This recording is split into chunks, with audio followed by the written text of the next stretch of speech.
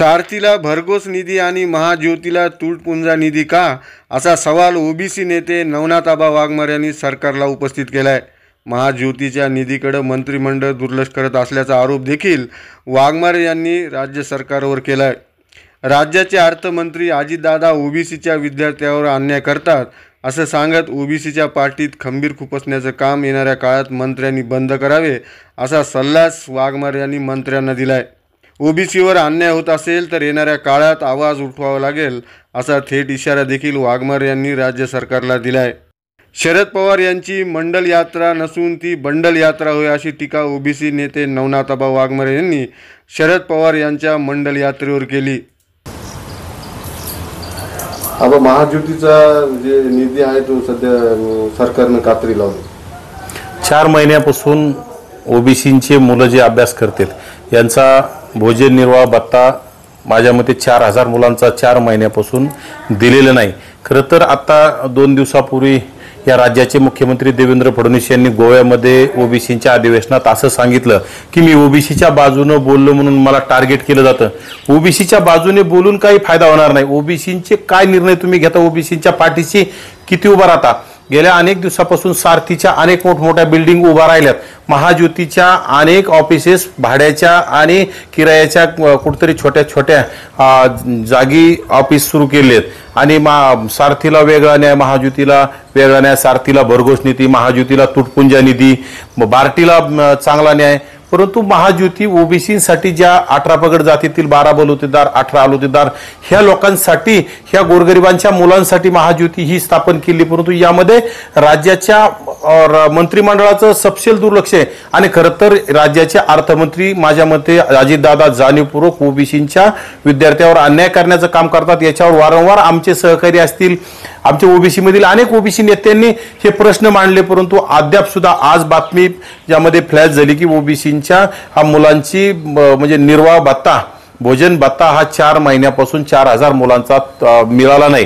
पण हे नेमकं चाललंय काय? तुम्ही बोलताय एक करताय हे अत्यंत चुकीचं आहे। तुम्ही दाखवायचं एक आणि करायचं एक हे केलं नाही पाहिजे।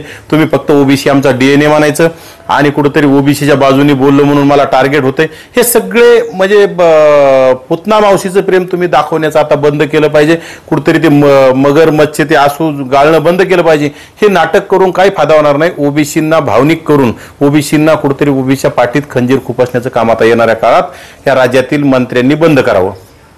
जर त्यांना निधी लवकर नाही मिळाला तुमची भूमिका काय असणार?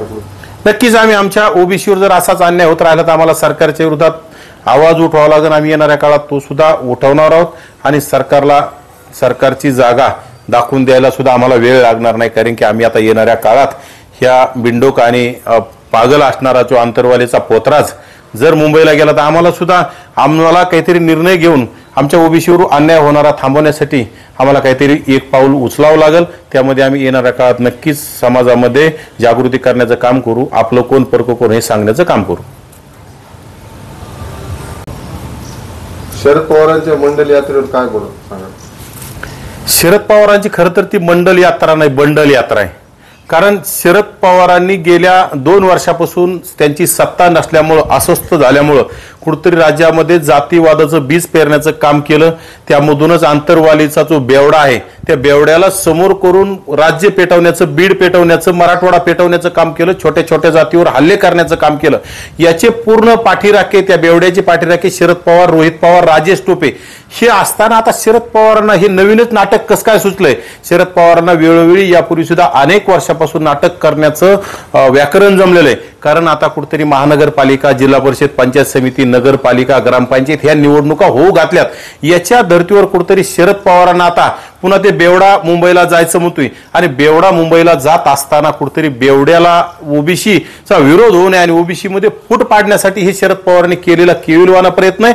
आणि कुठेतरी ओबीसी फूट पाडून बेवड्याचं आंदोलन यशस्वी करण्यासाठी शरद पवारांचा प्रयत्न हे ओबीसीने सुद्धा आता ओळखलं पाहिजे। कारण गेल्या 2 वर्षापासून शरद पवारांनी त्या बेवड्याला पूर्ण ताकदीने पाठिंबा देण्याचं काम केलं।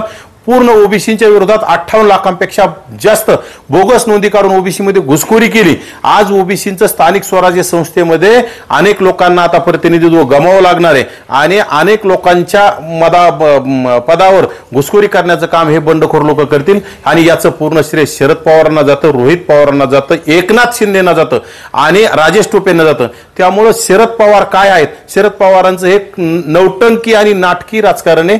हे कुठतरी आता निवडणुका डोळ्यासमोर ठेवून त्यांनी हे कुठतरी नागपूरहून काल मंडल यात्रा सुरू केली. ती खरं तर मंडल यात्रा नाही, ती बंडल यात्रा आहे. आणि शरद पवारांचे जे ओबीसी म्हणून घेणारे शरद पवारांचे कार्यकर्ते यांनी त्याला शरद पवारला बाप म्हणून घरात नेऊन फोटो लावा, परंतु ओबीसीची फसवणूक आता करू नये. शरद पवारांच्या इशाऱ्यावर शरद पवारांची तुम्ही कुठतरी गुलामी करून ओबीसीच्या पाठीत खंजीर खुपसण्याचं तुमच्या हातून करण्याचं पाप करू नये अशी त्यांना सुद्धा माझी कळकळीची विनंती. शरद पवारांना तुम्ही बाप माना, शरद पवारांना तुम्ही देव माना, परंतु ओबीसींना फसवण्याचं, आपल्याच माणसांना फसवण्याचं काम ओबीसी कार्यकर्त्यांनी करू नये. त्यांना येणाऱ्या काळात जशाच तसं आम्ही सुद्धा उत्तर द्यायला तयार आहोत. आपलं कोणीही नाही, परंतु ओबीसीच्या पाठीत जर खंजीर खुपसत असतील लोक तर त्यांना इतका जवाब पत्तरशे द्यायला सुद्धा आम्ही येणाऱ्या काळात तयार आहोत.